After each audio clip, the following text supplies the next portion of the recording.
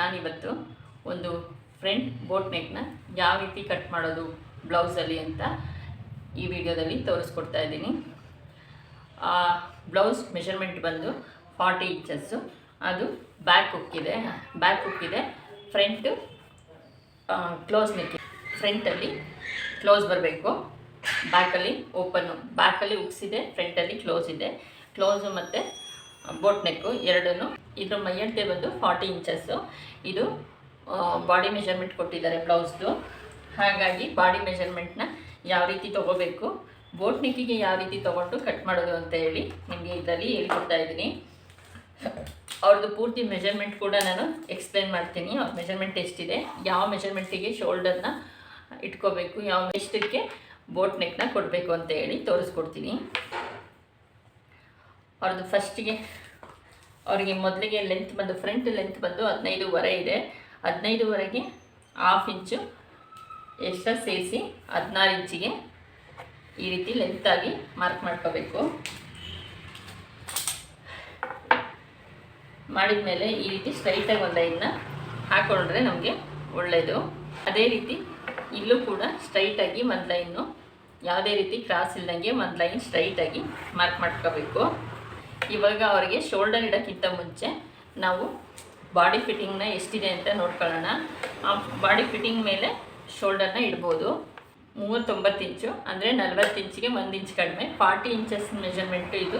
40, 38, 40, 42 ಈ ರೀತಿ ಮೆಷರ್ಮೆಂಟಿಗೆ ನಾನು ಬೋಟ್ ನೆಕ್ನ ಮಾಡಿ ತೋರಿಸ್ತಾ ಇದ್ದೀನಿ. ಇವಾಗ ಅವ್ರದ್ದು 9.25 ಇಂಚು ಬರುತ್ತೆ ಸುತ್ತಳತೆ ಬಂದು. ಮೊದಲಿಗೆ ನಾವು ಈ ಮೆಷರ್ಮೆಂಟ್ ಹಾಕೊಂಡ್ರೆ ನಮಗೆ ಶೋಲ್ಡರ್ನ ಎಷ್ಟು ಇಟ್ಕೋಬೇಕು ಅಂತ ಗೊತ್ತಾಗುತ್ತೆ. ಈ ಶೋಲ್ಡರ್ನ ಎಷ್ಟು ಇಟ್ಕೋಬೇಕು ಅಂತ ಗೊತ್ತಾಗುತ್ತೆ. ಈಗ ನಾನು 9.25 ಇಂಚಿಗೆ ಮೆಷರ್ಮೆಂಟ್ ಮಾಡಿದ್ದೀನಿ. ಅದಾದಮೇಲೆ ಶೋಲ್ಡರ್ ಬಂದು 16 ಇಂಚು ಬರುತ್ತೆ. 16 ಇಂಚಿಗೆ ನಾನು ಡಿವೈಡ್ ಮಾಡಿ 8 ಇಂಚಿಗೆ ಮಾರ್ಕ್ ಮಾಡ್ಕೋತಾ ಇದ್ದೀನಿ. ಅವರು ಶೋಲ್ಡರ್ನ ಹೇಳೋಗಿಲ್ಲ, ಇಷ್ಟೇ ಇಡಿ ಅಂತ. ನೋಡೋಣ ಎಷ್ಟು ಬರುತ್ತೆ ಅಂತ ಹೇಳಿ. ಇವಾಗ ನನಗೆ ಅವ್ರಿಗೆ ಬೋಟ್ ನೆಕ್ಕು ತುಂಬ ಪರ್ಸ್ನಾಲಿಟಿ ಇರೋದ್ರಿಂದ 4.25 ಇಂಚಸ್ಸು ಇಟ್ಕೋತಾ ಇದ್ದೀನಿ. ಇಲ್ಲೂ ಕೂಡ 4.25 ಇಂಚು ಬೇಕಾಗುತ್ತೆ. ಇವಾಗ ಅವರಿಗೆ ಬೋಟ್ ನೆಕ್ಕಿಗೆ 3.25 ಇಂಚು ಸಿಗುತ್ತೆ. 3.25 ಇಂಚಿಗೆ ಹೋಗಿ 2.25 ಇಂಚು ರೆಡಿ ಸಿಗುತ್ತೆ. ಯಾಕಂದರೆ ಸ್ಟಿಚ್ಚಿಂಗಿಗೆ 3/4 ಇಂಚು ಹೋದರೆ 2.25 ಇಂಚು ಸಿಗುತ್ತೆ. ಇದೇ ರೀತಿ ಇಲ್ಲೂ ಸ್ಟ್ರೈಟಾಗಿ 4.25 ಇಂಚಿಗೆ ಮಾರ್ಕ್ ಮಾಡ್ಕೋಬೇಕು.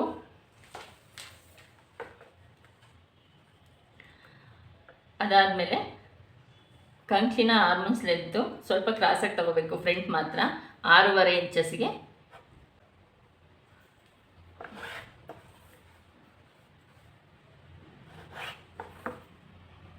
ಇದು ಅವ್ರ ಬಾಡಿಯ ಫಿಟ್ಟಿಂಗು.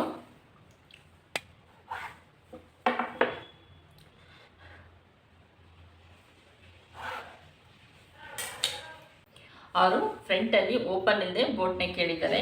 ಹಾಗಾಗಿ ಬೋಟ್ ನೆಕ್ನ ನಾನು ಕಟ್ ಮಾಡ್ತಾ ಇರೋದು. ಇವಾಗ ನಾನು ಇದಕ್ಕೆ ಕ್ರಾಸಾಗಿ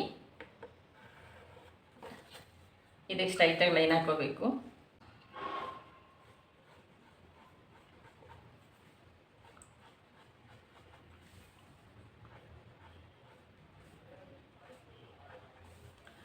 ಇದರಲ್ಲಿ ಮಾರ್ಕ್ ಸರಿಯಾಗಿ ಕೂರಲ್ಲ ಬೋಟ್ ನೆಕ್ಕಿಗೆ ಈ ರೀತಿ ಸರಿ ಹೋಗಲ್ಲ ಅಂತ ಹೇಳಿ ನಾನು ಕೈಯಲ್ಲೇ ಮಾರ್ಕ್ ಮಾಡ್ಕೊಂಡಿದ್ದೀನಿ.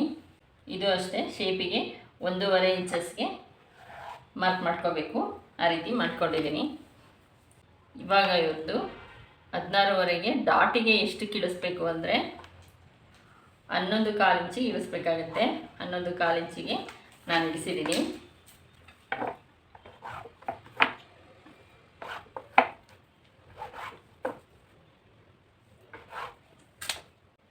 ಅದೇ ರೀತಿ ಎಲ್ಲ ಕಡೆಯೂ ಡಾಟಿಗೆ 2.5 ಇಂಚಿಗೆ ಮಾರ್ಕ್ ಮಾಡ್ಕೋಬೇಕು.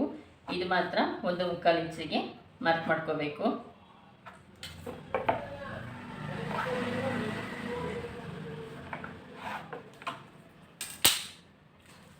ಇವಾಗ ನನಗೆ ಬ್ಲೌಸಿಂದು ಆರ್ಮನ್ ಸುತ್ತಳತೆ ಬಂದು 9.25 ಇಂಚ್ ಬರಬೇಕು. ಇಲ್ಲಿ ಜಸ್ಟ್ 7.25 ಇಂಚಿದೆ. ನಾನು 9.25 ಇಂಚಸ್ಗೆ ಅಂದರೆ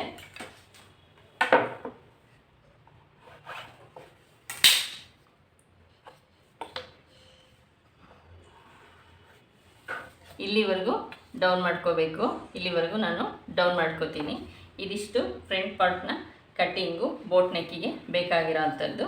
ಶೋಲ್ಡರ್ ಬಂದು 10 ಇಂಚಿತ್ತು, 8.5 ಇಟ್ಕೊಂಡಿದ್ದೀನಿ. ಶೋಲ್ಡರ್ ಮೆಷರ್ಮೆಂಟ್ ತೊಗೊಂಡು ಮಾಡ್ಬೋದು. ಶೋಲ್ಡರ್ ಮೆಷರ್ಮೆಂಟ್ ತೊಗೊಳ್ಳಿಲ್ಲ ಅಂದ್ರೂ, ಶೋಲ್ಡರ್ ಮೆಷರ್ಮೆಂಟ್ ತೊಗೊಳ್ದೇ ಇದ್ರೂ ಈ ರೀತಿಯೂ ಮಾಡ್ಬೋದು. ಇದು ಅವ್ರಿಗೆ ಕರೆಕ್ಟಾಗಿ ಕೂರುತ್ತೆ, ಯಾಕಂದರೆ ಮೊದಲು ಹೊಲಿಸಿದ್ದಾರೆ ನನ್ನ ಹತ್ರ.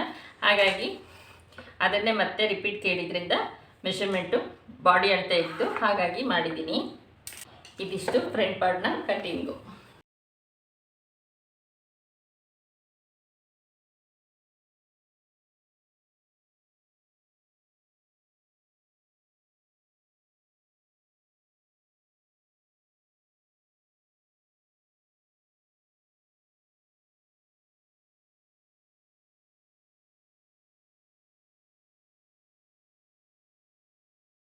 ಈ ರೀತಿ ಓಪನ್ ಇದ್ದೆ ಈ ರೀತಿ ಕಟ್ಟಿಂಗ್ ಮಾಡ್ಬೋದು. ತುಂಬ ಈಸಿ, ತುಂಬ ಸಿಂಪಲ್ಲಾಗಿ ಹೇಳ್ಕೊಟ್ಟಿದ್ದೀನಿ. Okay, thank you.